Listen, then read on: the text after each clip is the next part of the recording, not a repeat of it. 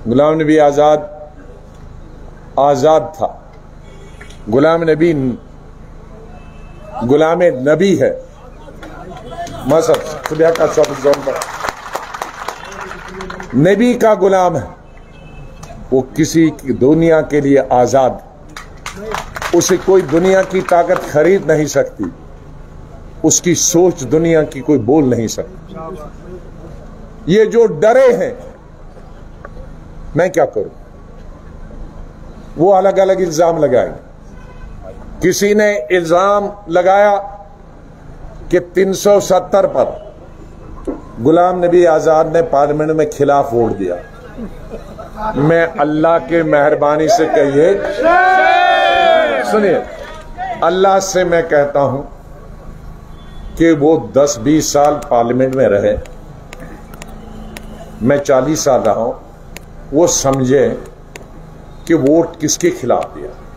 Vote home minister ने लाया था दफा 370 को खत्म करने का, तो मैं उसके साथ वोट देता कि उसके खिलाफ देता? तो खिलाफ देना था। आप क्या हक में देते? नहीं। क्या इसको हटाओ? वो बिल थोड़ी था कि इसको जारी रखो। सरकार का बिल था हटाने के लिए, तो मुझे उसके खिलाफ देना था कि नहीं, हम हटाने के फेवर में नहीं। उनको वो तो पहले सीखे कि पार्लियामेंट में वोट किसको हक में देना होता नहीं होता, जो सरकार के खिलाफ देना होता वो, तो ये सीखे।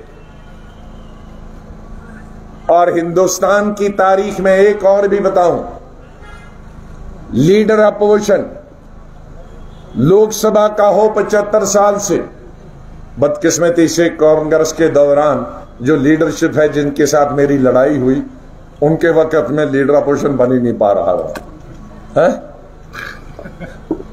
यही बदकिस्मती। तो एक ही लीडर अपोजिशन, लेकिन जब तक वहां भी लीडर था अपोजिशन का, और यहां हिंदुस्तान की तारीख में ये पहला दोनों हाउसेस में लोकसभा राज्यसभा है कि लीडर अपोजिशन 4 घंटे नीचे जमीन पे प्रोटेस्ट पे बैठा। वो पार्लियामेंट के रिकॉर्ड में है। जिनको मालूम नहीं पार्लियामेंट का, वो पार्लियामेंट के बारे में कम बोला करें, नहीं बोले तो बहुत अच्छी बात है। क्योंकि और उसके बाद में बोला 4 घंटे बैठने के बाद, क्योंकि मेरे एक MP बाहर गए, उसने कहा जी टेलीविजन कैमरा आप पर और हम जो खड़े हैं हम पर फोकस ही नहीं किया गया, तो आपको किसी को पता ही नहीं लगेगा आपने बोला और नीचे भी बैठे। तब मैंने चेयरमैन को कहा कि मैं बोलना चाहता हूं, और मेरी 370 पर दुनिया के 200 ममालिक ने तकरीर देखी है। अगर उन्होंने नहीं देखी है तो उनकी आंखों का और कानों का धोखा है। आपने देखी है? बिल्कुल। जिसने देखी है जरा हाथ खड़े, हाथ खड़े करो। सबने नहीं, और उसको सर्कुलेट करे, उन्होंने देखी। आज कहते हैं कि आप 370 पे ज्यादा क्यों नहीं बोलते? कहते हैं ना, गुलाम नबी आजाद ने जम्मू में भी नंबर 1 रखा, स्टेट हो नंबर 2, उसी के साथ जमीन कोई बाहर वाला न खरीदे, नौकरी बाहर वाला न खरीदे। वो 15A है, 35A, 35A। मेरे भाई जो ये कहते हैं गुलाम नबी आजाद 370 नहीं है, गुलाम नबी आजाद 3 प्राइम मिनिस्टरों के साथ पार्लियामेंट्री अफेयर्स मिनिस्टर रहा। हिंदुस्तान के पार्लियामेंट में 40 साल। गुलाम नबी आजाद किसी को गुमराह नहीं करता वोट लेने के लिए। मैं वोट लेने के लिए कोई ऊपर अल्लाह को हाजिर नाजिर करके मैं कभी आपको गुमराह नहीं करूंगा। इस गुमराह में हमारे 1 लाख के लोग गए, 50,000 बेवाएं बनी, 4 से 5 लाख बच्चे हमारे यतीम हो गए, लाखों लोग बेघर हो गए। अभी भी वो ऐसा नारा न दें जो न मेरे हाथ में है ना आपके हाथ। पार्लियामेंट में 370 वापस लाने के लिए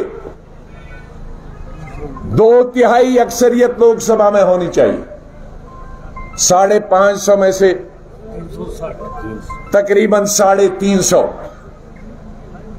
लोकसभा में, 550 में। मैं एक्चुअली नहीं बताता हूं, कोई गलती नहीं निकाले, लेकिन 350 के सिर्फ 10 साल से कांग्रेस पार्टी 50 से ऊपर जा ही नहीं रही।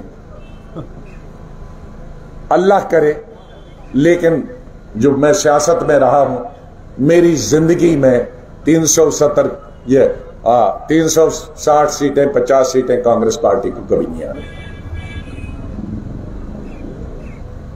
तो मैं लोगों को कहूंगा कि 370 खत्म करो, मुझे वोट दो। कहां से मैं नानी से लाऊंगा 350 वोट? कहां? जिस पार्टी को मैंने छोड़ा वो 50 से ऊपर जाती नहीं। खुदा न करे कि वो 50 से और आधा हो जाए, तो क्यों मैं गुमराह करूं? राज्यसभा में जब मैं लीडर बना 8 साल पहले, 73 एमपी थे।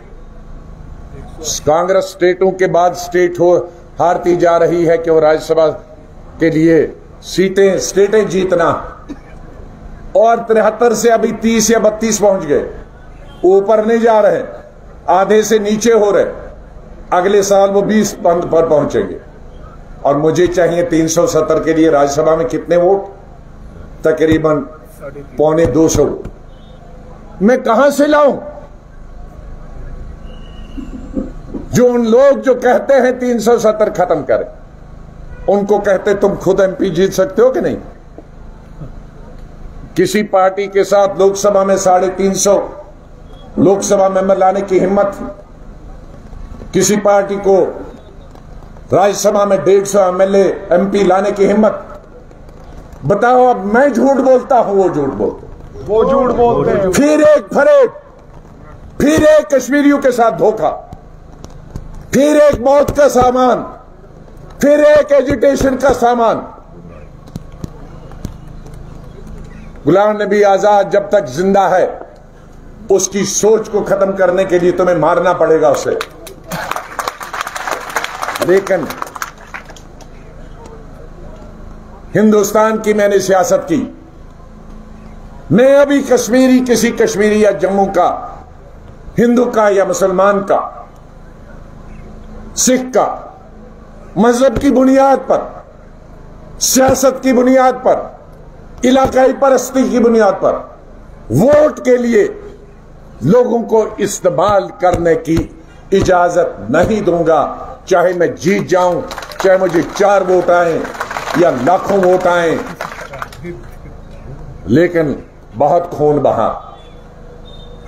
अब आपका साथ रहेगा और मेरा खून रहेगा इंशाअल्लाह। आज से कई साल पहले आजादी की जंग में हमारे महात्मा गांधी, पंडित जवाहरलाल नेहरू, मौलाना आजाद, सरदार पटेल लड़ते रहे। बंगाल से हमारे सुभाष चंद्र बोस, वो हमारी अमीन साहब की तरह जरा ज्यादा जल्दी में थे, उन्होंने फौजी बना दी। उसमें सब हिंदू मुसलमान फौज, आजाद हिंद फौज। उन्होंने क्या नारा दिया था? मैं तुम्हें आजादी दूंगा, तुम मुझे खून दे दो। मैं जम्मू कश्मीर के लोग कहता हूं, तुम मुझे साथ दे दो, मैं खून दूंगा। लेकिन ये गुजारिश करूंगा, अब किसी को एमएलए बनाने के लिए, एमपी बनाने के लिए ये झूठे नारे जो हो नहीं सकता,